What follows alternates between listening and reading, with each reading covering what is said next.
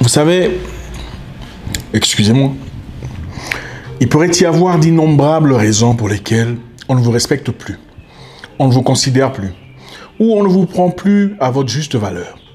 Aujourd'hui, je vais vous donner un élément très intéressant qui, si pas ne vous remet à votre position de force initiale, fera une grande différence. La principale raison pour laquelle le respect dû à une personne peut diminuer, c'est sa disponibilité.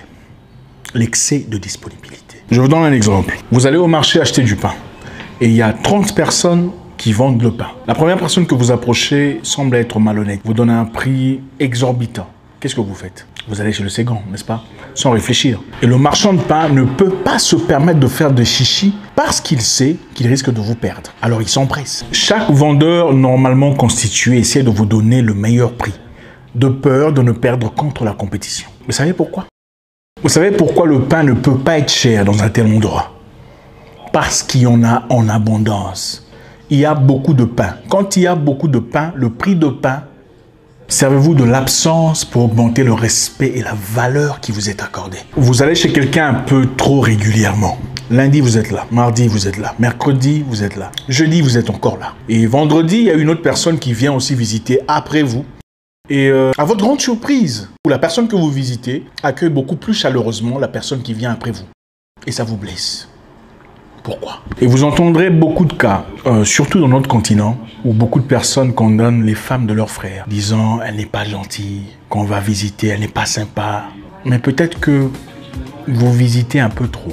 Servez-vous de l'absence pour augmenter le respect et la valeur qui vous est accordée. Si vous vous plaignez constamment auprès de votre boss, vous ne manquez pas une seule occasion de présenter vos doléances. Quand vous en aurez véritablement besoin, ne vous étonnez pas qu'on ne vous prenne pas au sérieux. Si vous appelez les gens tout le temps au téléphone, il arrivera un moment où vos appels n'auront plus la même valeur. Peut-être qu'avant, on s'accourait pour décrocher quand on voyait votre nom apparaître sur l'écran. Maintenant, quand on voit votre nom apparaître, on dit « Ah, lui aussi, qu'est-ce qu'il fait encore ?» Vous avez perdu une bataille. Je veux dire une chose qui pourrait vous choquer. Le diamant apprécié par beaucoup de femmes, par exemple, n'a rien de plus extraordinaire qu'un caillou. La seule chose qui sépare le diamant du caillou en matière de valeur, c'est sa rareté. Servez-vous de l'absence pour augmenter le respect et la valeur qui vous est accordée. Jeune homme, tu approches une femme très intéressante, très jolie, et elle le sait parce qu'elle est très sollicitée. On lui fait toujours la demande par tes congénères ou des gens plus grands que toi. Et pendant vos premières conversations, tu lui dis qu'elle est charmante, qu'elle est ravissante, qu'elle est jolie. Ne sois pas étonné qu'elle te traite comme un sac de manioc. Parce que ce que tu lui dis là, malgré tes bonnes intentions, sont des choses qu'elle entend chaque jour. Il n'y a rien de spécial. Par contre, viens et dis bonjour et parlez brièvement des choses qui n'ont absolument rien à voir avec elle. Et partez. Elle sera curieuse de savoir comment ce gars est venu. Il a seulement dit bonjour et parti. Non. Donc lui là, il n'a pas vu ça. Non. Elle voudra justement savoir pourquoi toi tu n'as rien dit. Bon, évidemment, il faudrait aussi que tu sois assez intéressant, hein, assez captivant, assez saisissant, assez fort dans ce sens. Assez beau quoi. Faut pas être trop vilain et dire bonjour et partir, espérer qu'on te suive. Bon, là, ça devient très compliqué. Le concept est valable aussi pour les femmes. Hein, ne soyez pas de celles qui sont toujours disponibles. Quand on vous appelle, non, écoute, ça va, j'espère que ça va. Désolé, je suis un peu occupé. Je fais des études.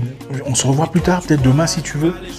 Ou je suis en train de lire, ou je suis en train de faire. Soyez occupés, soyez absentes pour créer le respect de la valeur dans votre vie de couple. Quand on vous appelle, vous dites « Ah non, désolé, je suis occupé, je suis au musée. » Bon, vous n'aimez pas les musées, hein, vous préférez les habits. Enfin, bref. Je suis en train de faire de la lecture ou une étude sur mon commerce. On se voit demain à 12h. C'est comme ça. Quelqu'un vous donne rendez-vous à 14h et il se présente à 19h.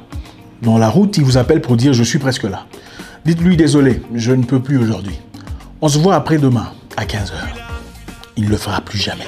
Vous lui faites perdre de la valeur en vous absentant de ces paramètres qui ne vous conviennent pas. Quelle qu'en soit votre situation, retirez-vous un petit moment pour gagner le respect. Ils ne le diront peut-être pas, mais vous commencerez à leur manquer. Si vous donnez trop de vous-même, on ne vous prendra pas au sérieux. La seule raison pour laquelle Beyoncé est ce qu'elle est aujourd'hui, c'est parce qu'elle est inaccessible. Elle n'est pas trouvable n'importe où. Vous adorez les films de Will Smith, c'est parce qu'il n'en produit pas chaque week-end.